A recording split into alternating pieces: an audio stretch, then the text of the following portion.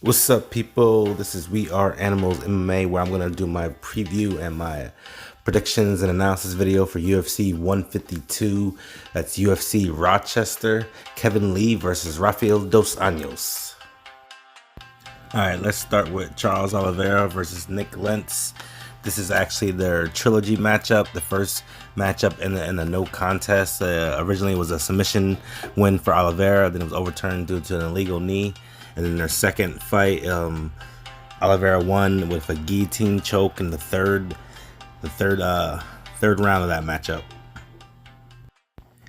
Nick Lentz, he's on a 2-fight win streak. He's an NCAA Division I wrestler. He's a veteran in the UFC at 14-6. His last matchup, he KO'd Gray Maynard. Primarily he starts in the southpaw, like a low stance. He looks to land that big left hand of his. He has a very good, nice right hook as well.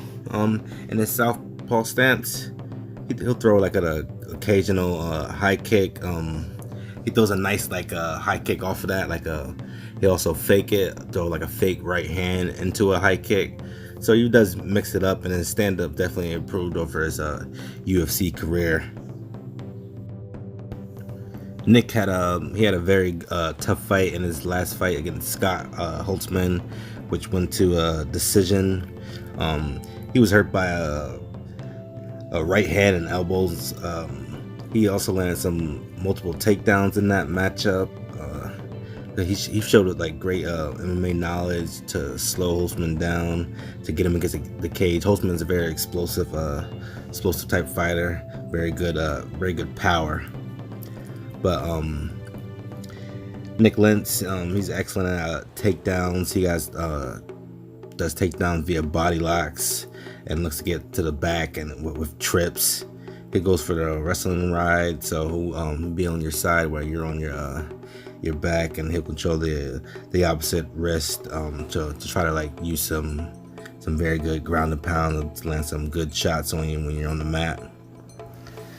Along the cage, he'll hook around your leg, say a single leg, he'll hook that far leg and try to work his way around to the back to try to get to get to an advantageous position, and also in that position also avoids damage too when you're riding on your opponent's back. You via body lock, say along the cage there.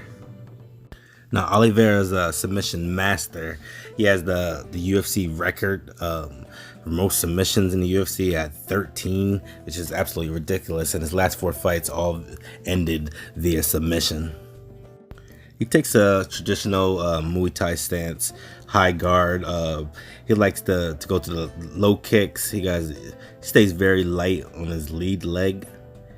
He does, when his opponent enters, he'll raise his guard, and he'll also sometimes raise his lead leg as well, leaving his body exposed. He likes to go to the high kicks. He'll do some switch kick. He checks kick, traditional Muay Thai style, so he'll check it with his front leg, and also with his rear leg, if it's a switch kick or a body kick, depending on which stance they're in. He'll just use both his legs to check the opponent's kicks. He'll throw back fists as well, spinning back fists, like kicks and whatnot, that he likes to do. Early in his last matchup against David Tamer, he suffered a pretty good eye poke that really hindered his vision, and he got him pissed off in that fight. And he got a little overzealous and got dropped actually in that first round. But he likes front teeps to keep his opponents away. To enter, he jumps in with flying knees. Sometimes it could be a little disadvantageous for him if an opponent can time those flying knees of his, as he used that to get inside. He'll also do a flying jump kick. So I believe he landed a flying front kick to the face of Tamer in that matchup as well. So he uses that to really enter in his opponents and to get that a Muay Thai clinch if he's in that very close range. On the outside, he uses teeps and low kicks and stuff like that to get his opponents to drop their guard down, and he'll end up shooting for a takedown to use his very tremendous ground game that he has. He has a very nice. He landed a good body lock on Jim Miller earlier in their fight and slammed him to the mat, and it ended up Jim like hooked the leg, inside leg, to prevent that body lock, and Oliveira stripped that lock off his leg and then got the slam and immediately worked his way to the back, and he used like an inside wrist control on the arm of Jim Miller and like threw his leg around to get to the back of Jim Miller and land like really very good strikes on him. And he also used like a half Nelson on with his left arm to stop Jim from turning into him, so he can't turn and face him, because he likes to sink in that choke, and he's a master at sinking in that rear naked chokes. He uses beautiful setups, and he also grabbed the chin with his other opposite hand to sort of to put pressure on your face and turn the neck, so he can slide his opposite hand right under the neck as he releases it, and it'll also sink it in that way. And then once you get your neck, you're done for. This guy is an absolute master on the ground, and he's very competent in standing up as well. But my prediction for this fight is going to be Charles Oliveira. Gotta go with the submission. Gotta go with the submission master by submission. He submitted him before, and he's been on the roll with his submissions and really perfected and uses like really intricate techniques to get his chokes from various different positions. And I think he'll continue that, and he'll move up in that division of his, in the lightweight division, and he should be getting like a top 10 opponent probably next. Next up, we got Vicente Luque versus Derek Krantz, stepping in from short notice from LFA, I believe. He's stepping in for Neil Magny. Magny failed a drug test with USADA, so they got Krantz to come in there and step in against a dangerous Luque on short notice. Derek Krantz is stepping in on short notice. He's an MMA veteran. He's 23-10 on a 3-fight winning streak. He has 10 TKOs and 11 submissions. And right now he's on a 2-fight KO streak as well. He's an MMA vet. He fought Dustin Poirier a few years ago, Rich Clemente, and Andrei Koreshkov. So he does have some experience in facing top-level competition. And he's a well-established veteran in MMA. He likes to from what I've seen of him, he likes to like box. He throws like the step forward and throw like looping hooks. So maybe he'll throw like a jab and a looping hook to the body and a looping hook to the head. He has very solid ground and pound as well. Decent takedowns, decent control on top. Doesn't really look to pass too much. Just looks for control and land some heavy ground and pound. He had decent submission defense as well. He hasn't been submitted in years, but he does have 5 KOs on his record. But that's from when he early on in his MMA career. He's been fighting for a very long time. Now, Vicente Luque is on a tear in the UFC on a 4-fight win streak in an epic battle with Brian Barberena in his last fight. He landed a KO by a knee with seconds left in that round. He's a very solid fighter all around. He has submissions on his record and TKOs as well. He has a very good timing on his strikes. He has a very good 1-2, good kicks, and good check hooks as well. Occasionally he'll throw like stepping right hooks. So he'll throw that right hand and he'll lead into a new stance, into a southpaw stance. In that epic Barberena fight, he was landing some nice shots.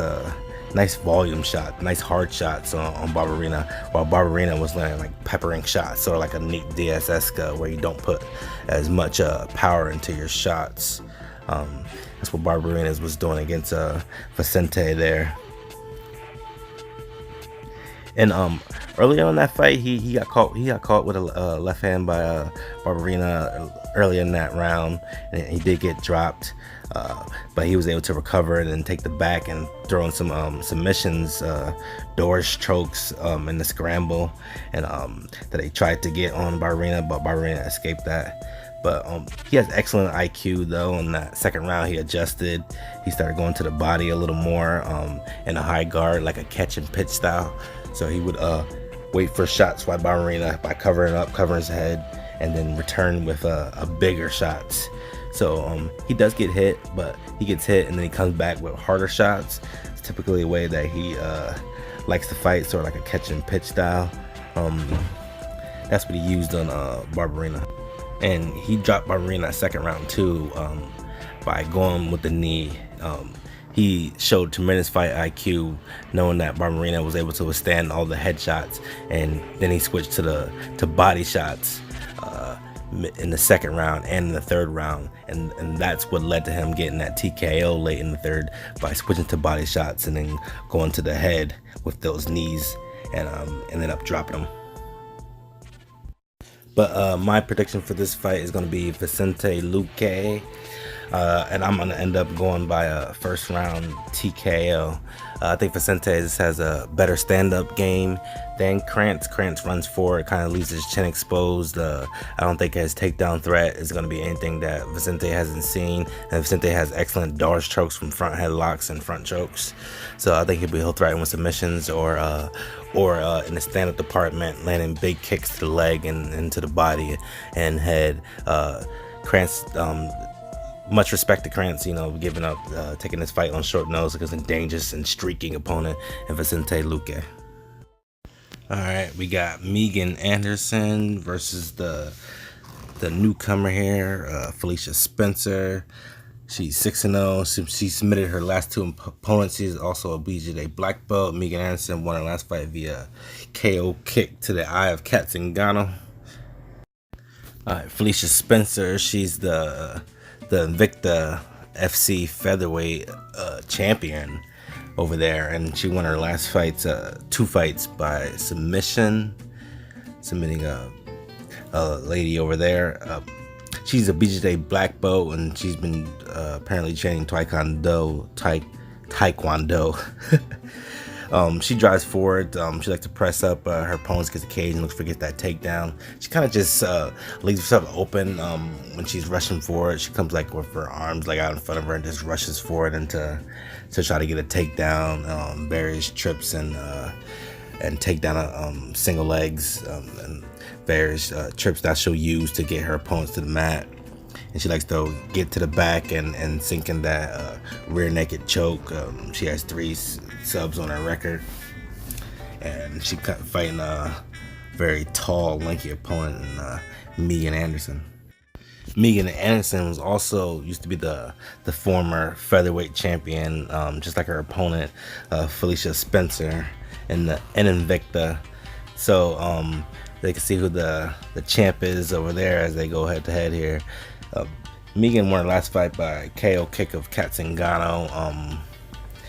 She caught her in the eye with her toe and then got like a quick victory there in that matchup. And her other opponent was Holly Holm, and she did get controlled by Holly against the cage and taken down several times. And Holly actually passed the side control and mount and really controlled her on the ground. So she had to be very careful against Felicia Spencer, who is a BJJ black belt. She primarily likes to stand up. She'll throw that kickboxing style. She'll throw like a big, large head kick, or like a jab or jab 1-2s in the clinch. If her opponents look to clinch with her, she'll look for a knee or an elbow in that middle space there in the clinch when she gets a little room. She lands very big head kicks because of her length. She's 6 foot, and she's about, I think her opponent Felicia is 5'6" or so she's gonna have the range, but I think she has a 4-inch reach advantage on her opponent, and so she should look to use her jab and use her distance to pick Felicia Spencer from the outside. Of course, Felicia should look for the takedown because she is a black belt, and Megan did struggle against Holly Holm on the ground there. Holly Holm actually had some attempts to get some submissions in that fight, like an arm triangle that presented herself presented itself to her, but she decided not to take it. There are some positions that Felicia will definitely take advantage of as a black belt. But my prediction for this fight is Megan Anderson via KO, TKO.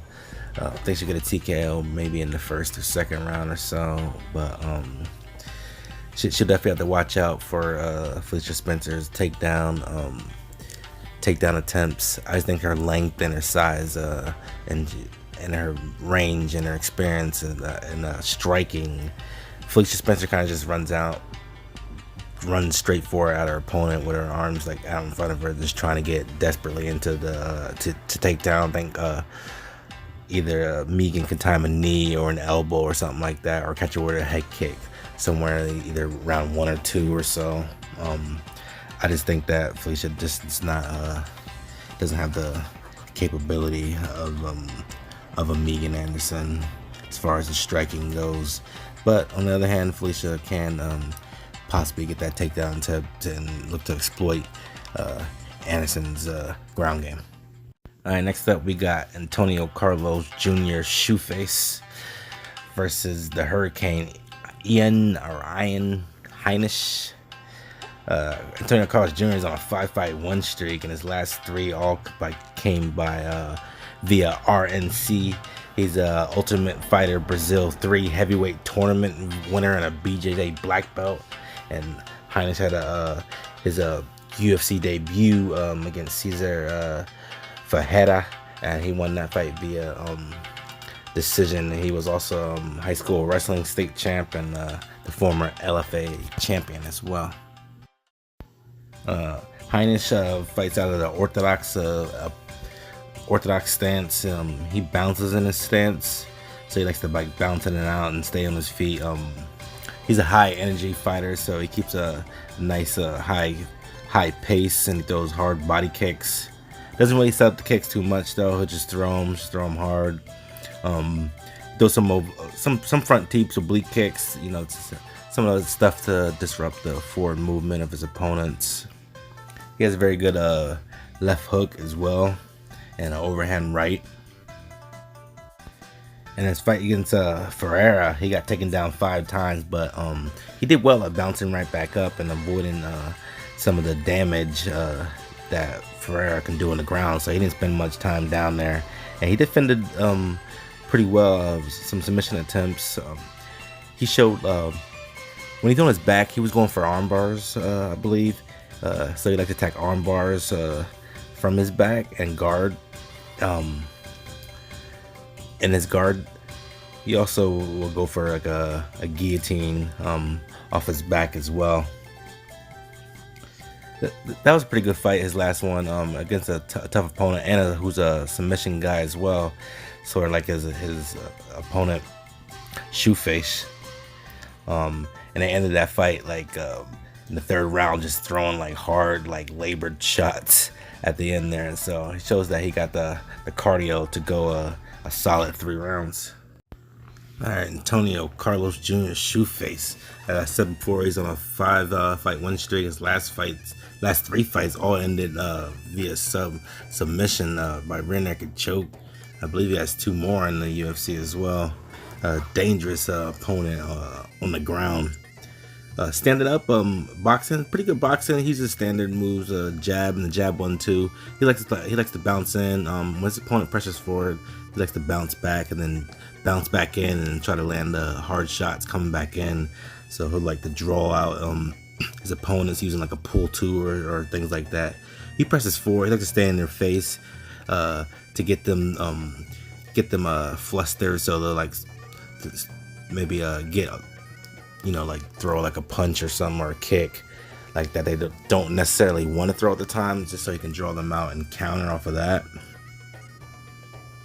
He doesn't really use much head movement. He kind of uses his distance as he retreats to avoid strikes. There's a nice thing that he does with his double legs. He did it against Tim Bosch, where he shot him double leg, took him down, ended up in like a wrestling ride where he's on top, riding on top of his opponent's back, like his chest is on their back. He's like outside wrist control with his left hand, controlling that wrist, the opposite side, and using his right hand to land like heavy ground and pound from his on his opponents, like hammer fist or maybe just regular punches and strikes, and he'll throw his leg across his opponent's legs while they're on the ground, and then he rode Tim over and then took his back and then used that leg that he had initially along the cage, and use that to do a body triangle and hold him there. And then while he's holding that opposite wrist in that wrist control position, he uses his right arm to get his arm around the neck of Bosch, and then release that other wrist and then lock on that choke, and then get that nasty submission. But I'm gonna have to go with shoot face on this one. I just think he's gonna be too much on the ground, working that ground game of his, and his stand-ups pretty good. I think he could take him down, and that he can use his tremendous top pressure that he keeps, and his cross faces are nasty. He drops a shoulder on you, he'll put a knee on belly and also a knee on face, and a forearm across your throat. He's a real nasty heavy style, like high level, master level BJJ artist. So I think he'll get the W. I think he'll get another submission, possibly a rear naked choke. I'm gonna probably have to go with him in like the second round or so. Alright, now we go to the main event. Rafael dos Anjos versus Kevin Lee.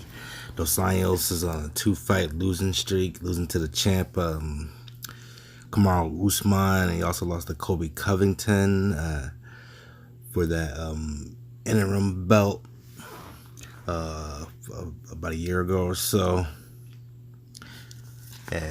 Kevin Lee, this is his welterweight debut.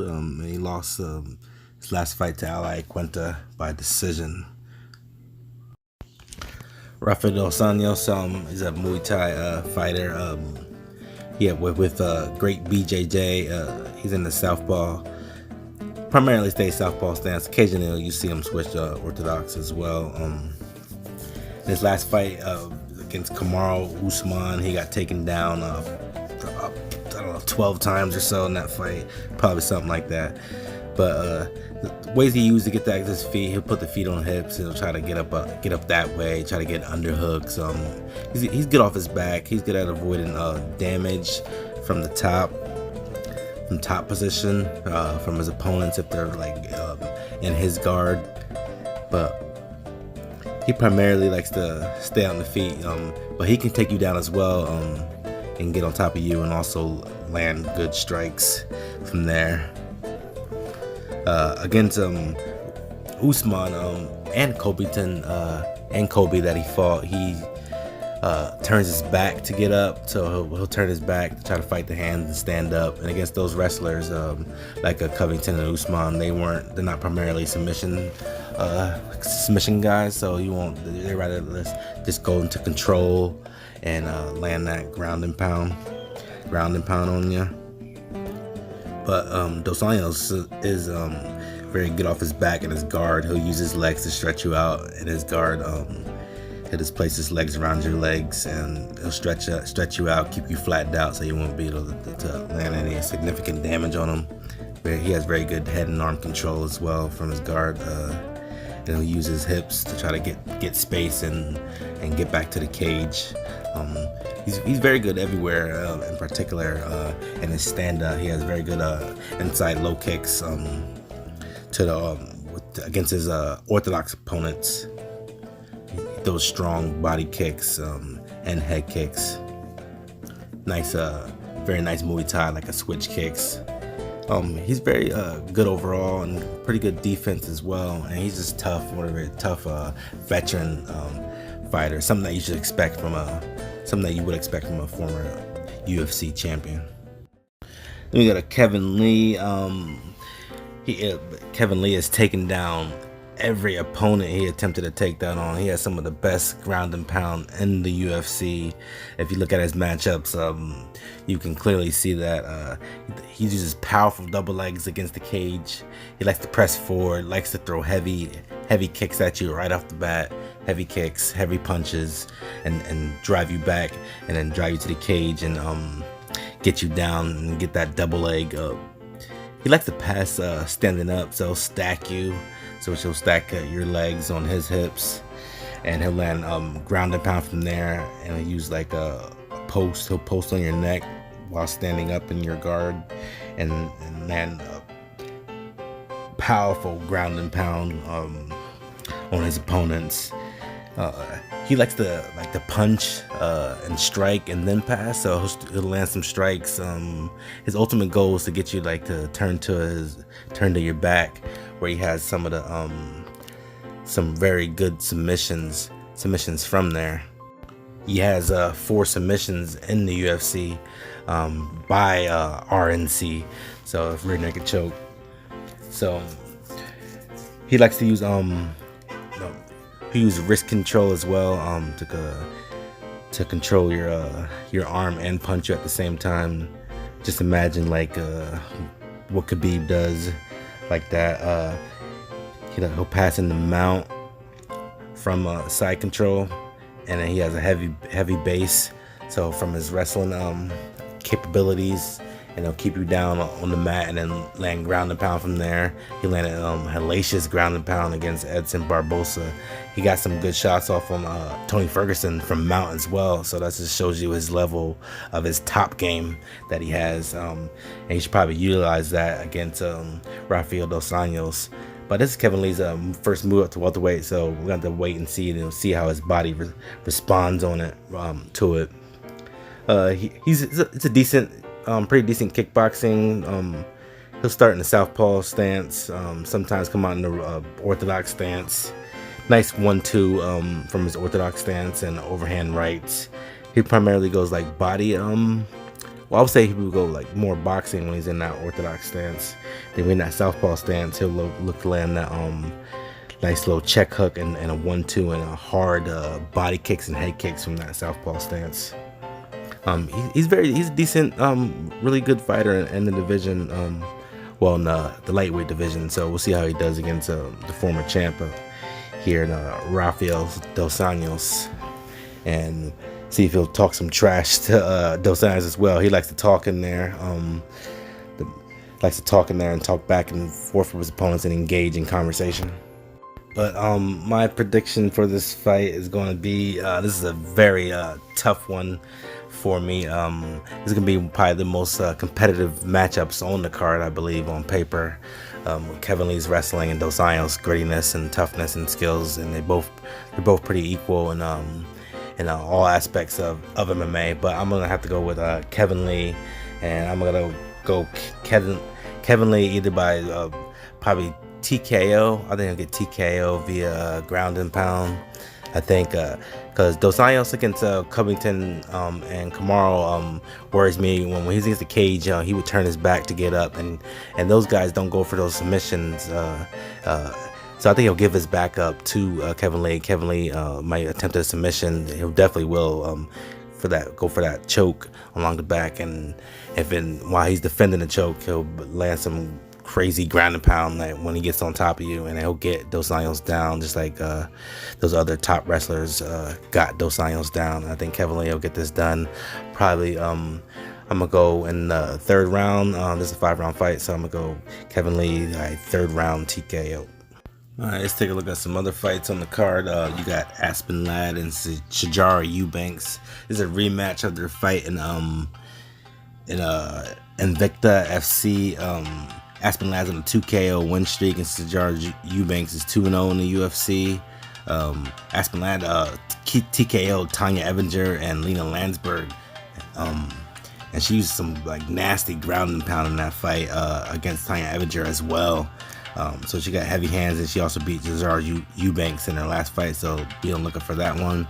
You got Desmond Green versus Charles Jourdain. Desmond Green knocked out Ross Pearson's last fight. It's really strong, powerful hands and speed, and good wrestler. Jourdain is coming out of TKO. I believe he was a champ there.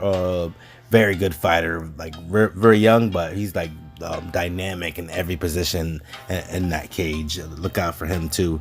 They got Michel Pereira. This guy's known for doing backflips off cages and doing all this crazy moves inside of the cage. Against Danny Roberts, who got gypped out of a submission in his last fight. The ref stopped it prematurely, I believe.